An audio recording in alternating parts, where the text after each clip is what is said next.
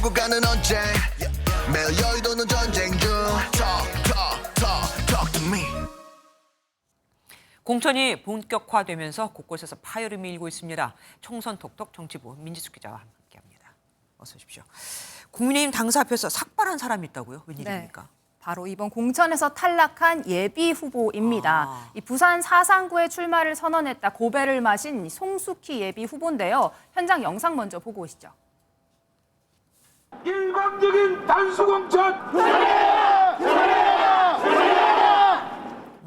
장제원 의원이 불출마를 선언한 이 지역에는요. 김대식 전 민주평통 사무처장이 단수 공천이 됐습니다. 근데 이뿐만이 아닙니다. 같은 시간에 삭발식을 예고한 사람이 또 있다고요. 그렇습니다. 경남 지역의 박정열 예비 후보도 같은 시각 삭발식을 예고했었는데 네네. 이 송 예비 후보와 겹치면서 조금 일정을 조율한 것 같습니다. 네. 취소가 됐는데요. 이 박 후보자의 경우엔 상황이 조금 더 복잡합니다. 지난 18일에 컷오프가 한번 됐었다가 이의 신청이 받아들여져서 경선에 나갈 수 있게 됐는데요. 그런데 어제 저녁 최종 공천 탈락으로 이 결과가 뒤집히면서 두 번이나 컷오프의 충격을 받게 됐습니다. 공천 결과를 이렇게 손바닥 뒤집듯 한 이유가 있겠죠? 네, 일단 첫 번째 컷오프 때 이 전과 이력이 문제가 됐었다라고 합니다. 오늘 정영환 공관위원장 후보 개인과 관련된 사정이라 공개석상에서 그 이유를 밝히긴 조금 어렵다라고 설명을 했는데요. 이 당분간 이의 신청과 재검토 과정이 조금 더 이어질 것 같습니다. 이 앞서 단독으로 공천이 됐다가 하루 만에 보류된 김연아 전 의원도 오늘 기자회견을 열었습니다. 공관위는 정치자금법 위반 혐의를 받고 있는 김 전 의원 단수 공천을 재논의해달라는 비대위의 요청 받아들였는데요. 언제라도 가서 제 입장을 말씀드리겠습니다. 적극적으로 해명하고 저의 결백을 밝혀서 제자리를 찾아오겠습니다.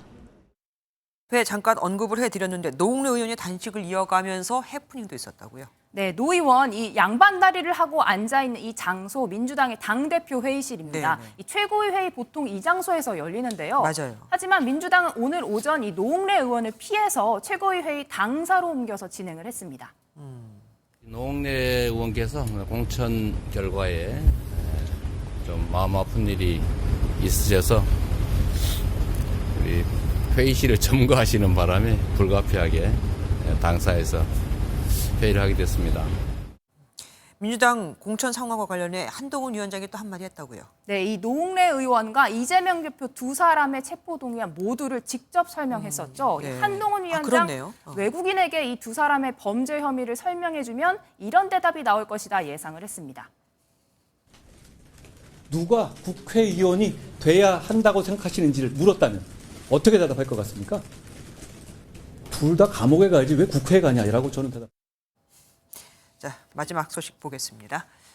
안민석 의원 아닙니까? 네. 실망이라고요? 실망했다란 이야기가 나오는데요. 경기도 오산 오선 현역이죠. 국민의힘 상대 후보로 나온 인물에 대해서 실망스럽다라는 반응입니다. 이 자객으로 유승민 전 의원 정도의 거물이 나올 거라 예심 기대를 했는데 영어 강사 김효은 씨가 전략 공천됐다라는 이런 설명인 건데요. 순수 국내파로 EBS 강의로 영어를 마스터했다라고 하는 김 씨는 누군가의 대항마로 남기엔 자신의 인생이 아깝다 이렇게 반격을 했습니다. 네. 앞서 안민석 의원과 이 국정농단 비자금 의혹으로 악연이 깊은 정유라 씨도 이 오산 출마의 뜻을 밝혔었죠. 네. 무조건 안민석 낙선만 노린다는 정 씨에게 안 의원 치졸하다 이렇게 날을 세우기도 했습니다. 실망스럽고 치졸하다. 누가 제일 아까운 인물인지는 뭐 결과를 보면 알 수 있겠죠. 지금까지 민지숙 기자와 함께했습니다.